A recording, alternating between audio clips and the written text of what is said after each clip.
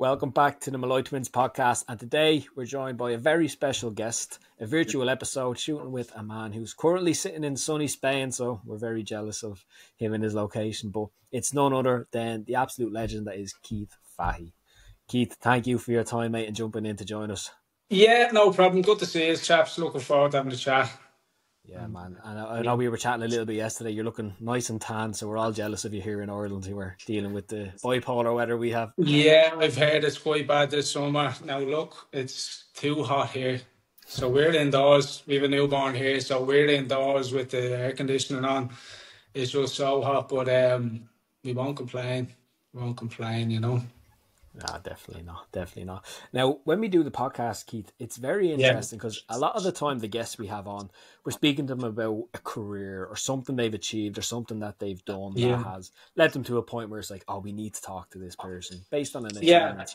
And for you, when I was going through a bit of your background and your story, being somewhat familiar with you as a League of Ireland fan and seeing you at Pats, Rovers and stuff, I almost view your achievement or your life nearly as like two different phases, two different experiences. One leading up to post-football and what happened there, and then beyond that point, finding yourself almost, I suppose, and what life is like beyond that. And so I want to chat a little bit about Keith, young Keith, let's say growing up, bringing him through into Keith who he is today. Because I'm sure you feel it too, as like all the early experiences you would have had to happen to a certain extent to lead you up to the point that you're at today and where you sit at now. But if we go back to young lad Keith growing up with dreams of being a professional footballer, like what was life like growing up for you back then, and like how was things overall? Yeah, so look, I'm sitting here in Valencia, married, 6-week-old son, here happily married and coming from Tala, now living in Spain, having spent a lot of my life in England, back and forth. So as a child, played a lot of football, played with a tennis ball in the schoolyard in the utility room. Played with my local side, enjoyed football and hung around the streets up in Tala. And it was great. Like I said, it was great. Struggled like that. Family broke up when I was young. Made some bad choices in life, led me down a dark road. All the while I was trying to hold on to a football career as well. So, like I was wondering how we were going to start it, because like we always seems to start at the start as a child, and I think and maybe we'll walk back from the positives, but look, it's good to go through and timeline to see like big moments and all the little choices made along the way to lead me to where I am today. So as a child, would have been an anxious child, like worried, in fear a lot, and football was my thing. Like it was the thing for me. It created identity. It created a false identity, to be honest, but it was an identity nonetheless. And like that, I was also addicted for 23 years of my life, and that also created an identity, and the two of them didn't fit. So, like that, when I finished playing football, then eventually when I came to the end of the addictions, thank God, I was like, right, who am I? You know, so then the second part, like the resurrected Keith, let's say, has had to find himself and see where he's at. And it's all been a process of really starting again and looking back on my past, where did I go wrong? I need to clean that up, and then finding tools to live day to day and to enjoy life and live with joy and freedom and peace and light and all that. So, in what is often a dark world, you know. So, yeah. Look, going back to childhood, as you asked, I was lost. I was in the dark for a long time, making a lot of bad decisions.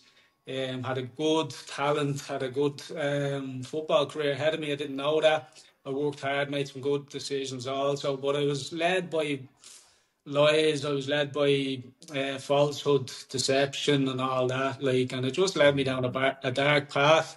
You know, regardless of all the football, the bit of fame I had, I was very lost. You know.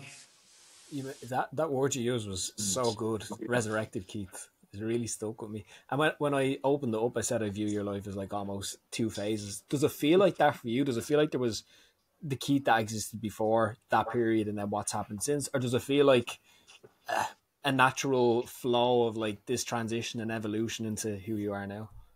Yeah, like looking back now, you can say there was always grace there and there was always change happening. But while I was the way I was before, some big changes in my life, I was lost. Like I lost my childhood really through my own kind of stuff and my own choices. I didn't really get a chance to enjoy my football career as much as I could have, because I was making bad choices. And some parts of my life have been lost, like, and they won't be recovered. Like, my childhood, the choices I made and stuff like that. And then retiring from football, coming to the end of a long career in addiction also. And then the change really, really started to happen. But before it actually actively started to happen, there was change. Like, I couldn't go on the way I was in addiction for much longer, like, you know what I mean? So, and then the whole thing of being a footballer and having that chip on your shoulder and thinking people should ask you for this and jump photographs for that. It's just, I'm glad now that that's all gone. It's in the past as well. And I've said goodbye to a lot of that sort of stuff as well. So, yeah, I've had to kind of, thankfully, I've had a chance and I've had time since retiring to actively seek to change, like, so yeah, I've just been blessed. I've been blessed uh, so much in my life. Even while I was in the dark, I was looked after, like, I was looked after so well, so well, like, and it's great now that I can look back and I can actually look with some gratitude. Yeah. It's amazing, man. And I do want to chat a little bit about football, but before I do, Yeah. I want to ask you about, like, and I might be building this up in my head to be something more than it was, but like that moment of God, like accepting God, or like realizing that shit, like there's a deeper purpose, there's a deeper meaning for me, and like it felt like that was the catalyst then for everything that came beyond it. Was there a specific moment that hit you, or was it more just as you tried so many other things that didn't work, it was like this was the last option I have?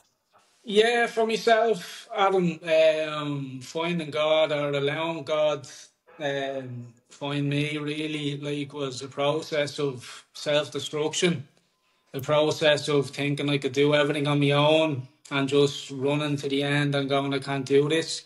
So I ended up in rehab at 35 years of age. I had lived in a bubble of football. I'd also lived in a bit of darkness and addiction. Um, I ended up in rehab and I learned that I was addicted. Like, and I believed in the past addiction's not even a real thing. Like, I believed all them lies, and I started to pray. I started to pray in rehab for help. I asked for help in the mornings, and I gave thanks at night for staying sober one day at a time. And God, as I understood Him, I misunderstood Him then, uh, revealed Himself to me when I honestly saw Him, day in, day out.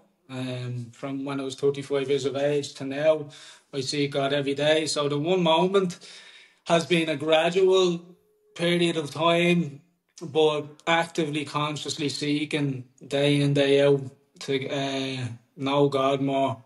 And then, like, who is God? What is God? I encountered Jesus Christ a couple of years ago in COVID. Like, I was left with nothing in COVID as well. Look, I had recovered from addiction, all that sort of thing, 2 years sober, and then COVID came, and it was such a strange time for everyone. I was living on my own. I had all the things that I needed, but I was on my own, and I began to pray more, and I asked God to come into my life in a big way. And then I encountered Jesus Christ, and that, like, since that one time encounter, my life has radically changed, absolutely radically changed. And here I am in Spain, I'm married. I've a 6-week-old son who's happy and healthy, and yeah. And how has it happened? I've honestly sought God, and I've looked for my own wrongs and tried to just do what's right, really. Like, and I just want to do what God wants me to do in my life, like, really, So, one-time event, I have to keep seeking God each day. Like, it's a relationship, and it's a relationship like any relationship. It needs to be worked on. And having lived the way I lived, having had the things I've had in the past, and to how I live now, I know which is better long term. Like, we talk about goals, we talk about priorities, how to get things and all that. Like, look, there's life beyond life, and I want to make decisions that I end up in the right place. You know what I mean? And that might sound a little bit like I'm spreading fear and stuff like that, but I want to go beyond, and help. Like, this podcast, I hope will help people, because like that addiction, there's a lot of people connecting in the dark, and they're staying in the dark. You know what I mean? You can actually step out into the light, a little bit of courage, a lot of courage, and a lot of different ways doing things differently, So, yeah, I'm very grateful, like I said here today, and already gratitude, and like I'm blessed, and yeah, and that's something I want to share. Like, I want others um to make them choices. You know what I mean? I don't hide it. It's been the best, like, thing that I've done, is choosing God one day at a time, And regardless of having a football career, being famous, having a few quid here and there, and having nice cars and nice watch and all that, it doesn't compare, like, to how I live now today, So, yeah. Nice. Do you mind if I jump in, Adam? I just want to pick up on something. Go ahead, bro. Go ahead. Nice. First of all, Keith, congratulations to you and the missus on the newborn. I hope he's all good. Thanks, Lee. What's his name? Joseph. Nice. Yeah. Joseph Fahey. Yeah, Joseph Fahey Carrizo, yeah. So he's two second names here in Spanish. The second name is Guatemalan. My wife Cecilia is Guatemalan, so she was living in Spain, and we actually met through a Catholic dating app. No way. So, yeah. I didn't know they had them, like Tinder for Yeah, they do. They have Christian, Catholic, and they have them. Yeah. Try it, Tinder and all that. Yeah. That's it. Believe in God and he'll find a way, yeah? He will. Yeah. I wanted to ask, when you were talking there about turning towards like faith and spirit and religion, as not necessarily a last resort, but as like, I've tried everything else and I don't know what else to do here. In that moment, did you believe that it would work, or were you just desperate enough to give it a try? Yeah, I was desperate enough. Like, I ended up in rehab, and looking back on my life, I'd become a professional footballer. I played in the Premier League, I played for Ireland. I was like, right, I'm pretty able in a lot of senses to do a lot of things. But when it came to stopping doing something that was harming me, I couldn't stop.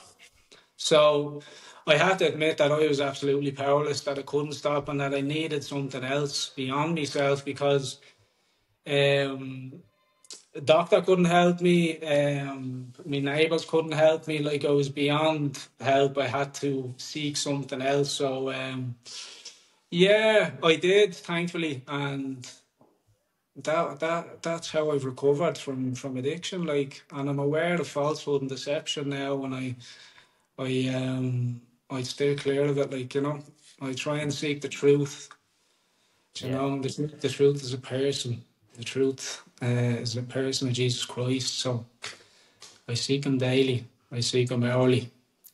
I love it. And what was that journey like growing in faith and growing I know you mentioned that he revealed himself to you and things like that. What were some of the moments that like reaffirmed for you that this was working, or this is what you should be doing? Yeah, look, I was christened and I was confirmed as a young fella. I was christened and confirmed as Catholic when I was young. And when I came to start praying like that, I didn't know God, I had no conception of God, but I did believe there was something. You know, the word God didn't scare me. The word Jesus might have scared me, you know. So he did invoke some not very good feelings in me when I heard the word of Jesus in the past. So when I started to pray and honestly seek, things just started to change. Like, lads, I started to have real, like, coincidences in my day where I'd be thinking something and then something would happen and I get a chance to act in a way that I'd otherwise been thinking. I was given chances to go against how I'd been feeling and stuff, and I thought, like, God is hearing my prayers.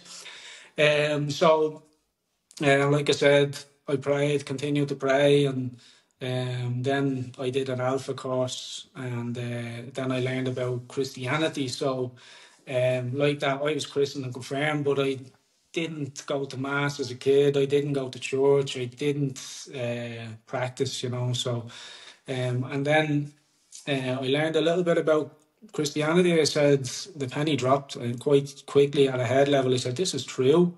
Like, this is true." And then at a heart level, a couple of months later, I felt the love of God, and like that, it's changed me as a person, and like that, I say that, and it's not like I'm better or I'm saved and it's grand for me now. Like, I've learned that I'm a sinner. Like, I need God's grace over and over. Like, and that might sound very religious and scary to people, but like, I know my need for God because I know what I'm like without God, you know. And I know that God forgives me. He forgives me before I actually even confess, like, if I have the heart that I want to confess. So, like that's all practiced experience. And like, when I played football, I was very diligent in how I prepared, like, and I like to prepare and I like structure in my life, and I missed that when I stopped playing football. You know, I missed it, and then the prayer life then gave me some structure in my days. Like, it gave me structure, it gave me goals in the day to aim for virtue rather than material things and all that. So, like that, I say all that, and I don't want to come across too preachy, like I'm perfect and all that. I'm absolutely not. You know what I mean? And I still need to continue to do the things that I need to do because I want to get to heaven.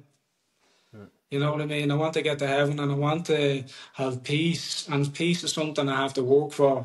I haven't experienced it. I need to keep on working for it. Do you know what I mean? So, and my mental health, I had problems as a young fellow with mental health problems. I had emotional health problems, spiritual health. I didn't practice. My physical health would have been okay because I played football. But like, when I put the spiritual health first, all that stuff falls into priority. It falls under the main priority, and I'm able to enjoy them things more. Like, you know, I'm able to enjoy food. I'm able to enjoy a bit of training, watching a movie, whatever it is. Like, yeah. And I love mass. Like, mass is my favorite thing to do. Like, I brought my son to mass this morning. We bring a son to mass, and I'm very proud bringing my son to mass. And like I say, that pride, I want to be careful with the word pride, proud, Yeah. all that. But it's good for me because I'm not bringing him to the pub.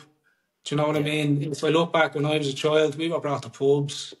Do you know what I mean? And go off there and play like we're drinking here. Like, it's like, and I get a chance now. We have a chance as a family to do good. Like, so, like that again. I want to just keep saying I'm not perfect. You know. Yeah, Yeah. you don't come across at all as being like too preachy or anything. I think the message is just Yeah. unreal. And one thing I love about the message you're sharing here, Keith, which is different to the preachy type of messages that can Yeah. sometimes be shared, is everything you're saying has an element of responsibility to it. It's like you're not speaking as someone who's like, I'm not entitled to peace. It's like, I'm not sitting here saying my life should just be peaceful because that's what a life should be. It's like, you have to work for that peace. It's a commitment. The relationship with God, that's a responsibility. I have to get up every day and work on it. The responsibility to my family to set the right examples. Like, you're not coming from a place of, oh, I should just be entitled to have these. It's a responsibility on your end to work for them and maintain them. Absolutely, that's it's an important word for me, is responsibility. Because when I learned, Adam Lee, when I learned that it was up to me to start taking responsibility of the stuff I've done in my life, I started to change as well. I started to mature a little bit, because I used to look at my life and go, oh, I've done all that, all the good stuff. And then I wouldn't want to look at the bad stuff that's going on, or I'd want to blame someone for that, and that's because of them. And, like, if I hadn't been around them there or whatever. But taking responsibility and looking at my wrongs and honestly saying sorry at times, like, it's just freeing, like, really. And like that, I have to work like everyone else for peace and maintain peace. And some days I'm like a lunatic as well. Like, do you know what I mean? Like, but I know the source is nearby, and just knowing my need for God is such a blessing, really. You know. Massive, man. I do want to Yeah. ask, and I was just curious about this, as me and Lee were both aspiring footballers who never made Yeah. it beyond the DDSL Premier, so it didn't work out. But I was curious to see the heights that you reached in your career, and with addiction being like an active thing that was happening throughout that, how did you maintain that balance of being a professional and hitting those heights of performance, but still having that going on? Yeah. So when I started out drinking at about 12 years of age, and then I started taking drugs at about probably 15. And like, I would have had blowouts, let's say, binges, get into a bit of trouble, get in a fight, crash a motorbike or moped or whatever. And I used to hurt myself an awful lot. So that was in my teens. I was in England. We were getting served in pubs and all at 15 years of age in England. So, like that, I was making some bad choices then, trying to be very dishonest to get away with it. I was fooling nobody, really. And then I came home eventually, left Arsenal, went to Aston Villa, then got released eventually. Came back and I was living at home. And how did I tie the two of them in? I lied through my teeth at times, like, I lied. I told lies to get away with what I thought. I thought I was getting away with, but I wasn't. So then I was still able to play football, able to play quite well. Would have struggled with my fitness all through my career, to be honest. But then I got a chance to go away, back to England, to the big time, let's say.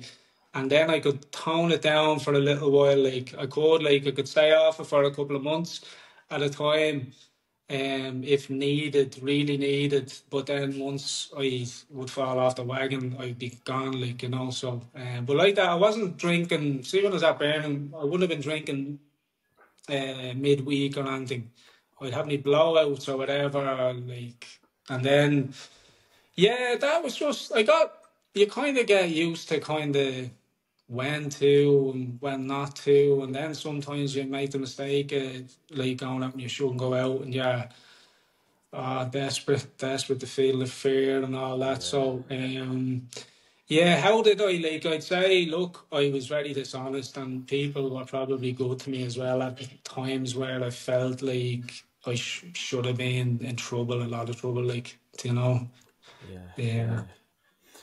I wanted to ask around environment, like the importance of who surrounds you, and it's always a tricky one in these scenarios, because part of me thinks, was Keith surrounded by people at the time who fostered the behavior, like facilitated it in some way, or did he have people around him who tried to push him in the right direction? But even beyond that, was there anything that could have been done or said to get you the help sooner, to like go to rehab sooner, for example? Or is it, do you feel like an individual process that's like the person has to be ready?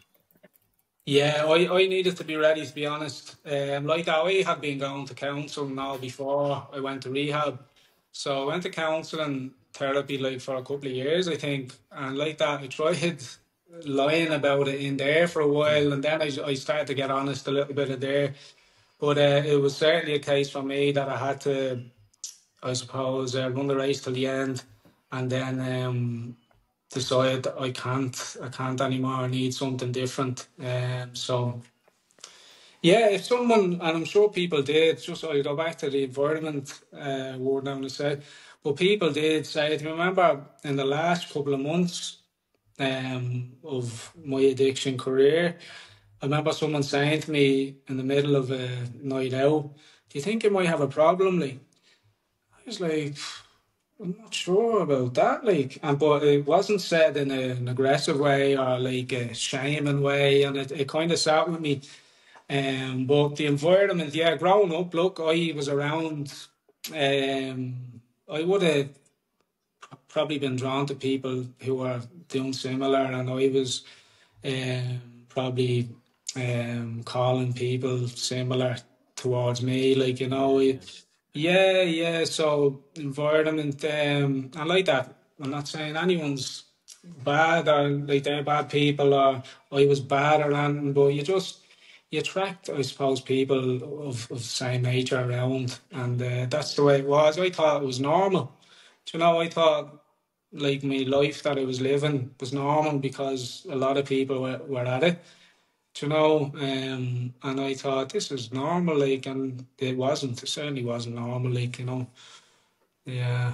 So the importance of that now, like, having good people around, yeah, good people who want what's good for you and who know as well. Like I do struggle when people give me unsolicited advice, like So Yeah. if I want an opinion or whatever, I genuinely will ask you. So I think we all like I need to be careful as well about how I tell or suggest to people, Of or course. maybe you should be doing that, like you know what I mean. So, but in time, the person will get there if their heart really wants something. I believe that um, you got there in the end. Thank God, like And I had a good friend of mine, who I could lean on and say, look, I actually can't stop doing what I'm doing now, and I need help. So I still could reach out to someone who I trusted, like that wasn't going to shame me, you know. Yeah, you mentioned the word shame there, and excuse me if this is too much of like a personal question, but I'm not really familiar with like the whole addiction process and stuff. Did you follow like a 12-step program and things like that? I did, yeah, I have, yeah. Nice. And I know That's one of the right. steps in the 12 steps is like making amends with people. Yeah. Step Um, number 9. Number 9. Yeah. Well, two questions now based off that. First of all, which was the most difficult step for you to follow? And specifically in relation to making amends, then what was that process like for you? Because I know that can be a difficult thing to do. Yeah, look, with making amends, I think I remember that time thinking like, look, I wasn't that bad. Do you know, I didn't hurt that many people, like, and there was probably a bit of fear kicking off of me going, look, this is going to be difficult. And the amends that I did make then, like, they were some of them were not some of them are not so difficult as others, but others just put the fear into me, like like yeah, but just I suppose you're practicing being vulnerable, putting Mm. yourself in a vulnerable position, and you're just hoping that the person receives it well as well, like, and then you can't force someone to receive it, but the whole process, like I think going to AA meetings for me, CA meetings was difficult because I had a profile and I thought, oh, people are gonna know what I was at, like and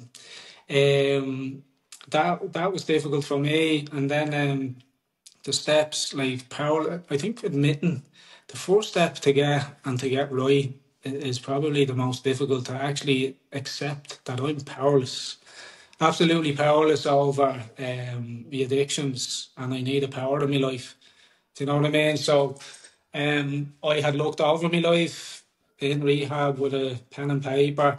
I'd been to counselling for a couple of years before that, and I was looking, going, things aren't working out for me here. Like, and I could see then I drank and drugged against my own will at times. Why? Because I was powerless. I didn't understand. Like, I didn't understand what was driving me. all the hurt and the pain, I suppose, of things in my life was driving me to make decisions, and they were just adding more pain to my life, you know. And then you go to step four, like step four, you have to look inward, and you have to do a good bit of, well, you're supposed to do a good bit of practical work on cleaning up your interior life, and that's an ongoing practice, like, you know. So that's step 10, again, practiced over and over, daily inventory. And then, like, look, I was fairly set, I think, early on, because I had no real blocks against God. You know what I mean? I was open, and yeah, and yeah, the 12 steps for me has been like brilliant, really has been, and it's a great tool. I've used it also in a way to meet my wife. You know, like it's always used or it's always spoken about in like dragging yourself from hell kind of thing. But the process for meeting Cecilia has been a process of prayer, trust, letting go, opening up, closing up, discerning as I go. Is that right? Is this right? No, I need to watch that. And then eventually, when things were right, everything just aligned. I won't say the stars aligned, because I've been praying, I've been honestly seeking to meet someone right for me. And I had to go through a whole process again of trusting God, like, and God delivered, thank God, like, really. And when I met Cecilia for the first time in person, we'd been chatting for 3 months on calls, video calls, texts and all, and like 5 days after meeting, I went to Barcelona. And I say that if Carlsberg did first dates, I knew going home she was the girl I wanted to marry. Do you know, and I never had that with anyone. Do you know, so yeah. Keith Fahey effect. I'm sure she felt the same way.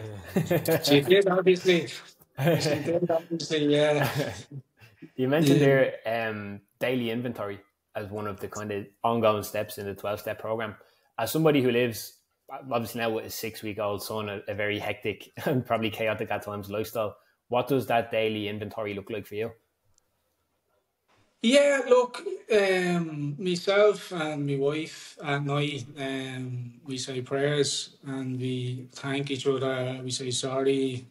We pray for something for the week or for others or for our son. Like, it's prayer at the end of the day, really. And yeah, knowing that it doesn't stop with us, like, there's always something greater, and we invite the saints into our lives. We invite the help of the saints, and they help us in our daily lives. There's no nothing shorter, like, really. So yeah, daily inventory looks like prayer at the end of the day. It's prayer, and it's just being honest and willing to do better for tomorrow, like, you know. Beautiful, man. I've got one more Yeah. question for you, Keith, and Yeah. it's your whole journey, especially since finding God or allowing God in, as you mentioned, felt like it's given a real sense of purpose and meaning to life and everything that happens beyond that point. I want to know, since becoming a father 6 weeks ago, how has that contributed to your sense of meaning or purpose, or just life as a whole? Yeah, firstly, like, identity, like, I was a footballer and I used to like to tag as a footballer. I was also addicted as well, and haven't let go of that. I was like, right, who am I? And then having an encounter with Jesus Christ, I'm a child of God. The world does not own me. I'm a sinner who needs God's grace. I'm now a husband. You know, I'm married. I'm a father. So, like, being a dad, being married, and all, it's more responsibility, I suppose. It's just a whole new realm of life. It's like, even Cecilia giving birth a few weeks ago.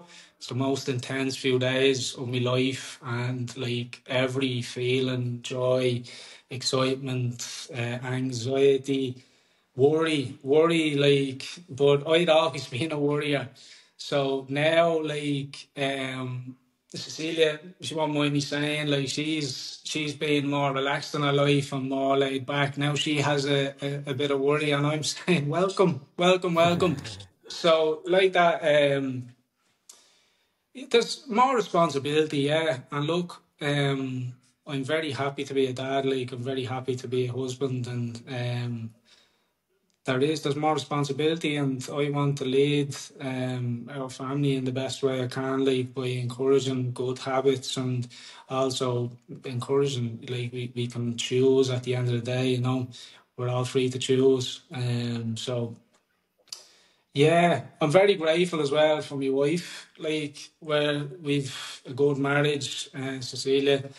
Um, it's good for me. I'm good for her, and like Joseph is very lucky, and we're very lucky as well. So we've, yeah, I'm just looking forward to things now. Like, obviously things have changed. The sleep pattern has changed. There were times not so long ago we'd sleep for 10 hours. Now I had 10 hours at a push because I don't sleep that much. But now there's like, you get 3 hours, you're up for an hour and a half feeding, and then you're going back to sleep. But just when he smiles at you, yeah, that's what it's for, really. And yeah, it's great. It's great. I probably even receive a lot of healing as well from my own childhood now through my own son. And yeah, blessed. Nice. Nice. One more question from me, if you don't mind. Absolutely, like. I appreciate it. As a man of faith and somebody who spends a lot of time in prayer and in conversation with God, is there any particular Bible verse or any quote or anything like that that really speaks to you and that you'd like to share with anyone who might be listening? Yeah, look, I think at the moment, like, I follow the readings through Mass, the daily readings, and that's set out across the board, across the world, like, through the church.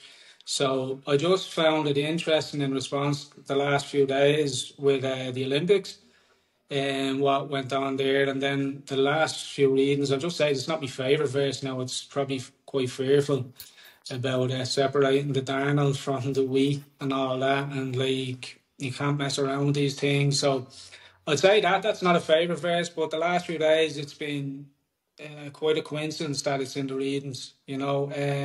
I like the parables. I like Jesus' parables, the parable of the sower, the prodigal son. Yeah, and yeah, I suppose, like, I dip in and out of different verses and stuff, but I like to follow the script of the church, and you're learning different bits and pieces each day. Follows a theme, and I like what I'll do around Mass. Like, I'll read the readings the night before, and I'll go to Masses in Spanish. So I've an app on my phone that I'm learning a bit of Spanish as well while I'm there. So um, yeah. Yeah. Look, again, a lot of the things that I've read from the prophets, like, have came true. Like, yeah, God knows the plans He has for me. Plans to give me hope in the future, not to harm me, you know. And He's absolutely looking after me. And when I go through deep waters, He'll be with me. And I walk through fire, I go through fire, and I won't be burned. Like, so, yeah. I remember as well early on a bit of scripture as well. Though your mother may forget you on her breast, I'll never forget you. I created you. I knit you in your mother's womb. So, like that, just to finish on this, like, why God and why do I choose? Thankfully, I have the choice. I'm free to choose. But God created me. I've learned as well through practice experience of prayer, honestly looking for my own wrongs, and that God was hearing me prayers, and He knows me. He knows me better than I can ever know myself. He created me. So I want to continue to be in relationship with Him. It's the most, yeah, it's such a gift, really. Such a gift, and yeah. Beautiful. Yeah. Keith, thank you so much for everything, man, for opening up and sharing Yeah. your story. Highs and lows, but I've taken so much away from those few minutes chatting to you, mate, and it's been an absolute Good pleasure to stuff. chat and connect. So wishing you happiness, health, Yeah. success, and all the rest for the future, mate. Good stuff, chaps. Thanks for having us on, and I look forward to having a listen to it. And good luck with your own venture as well, and lessons on the boat as just move forward. Yeah. All right. Mucho apreciado.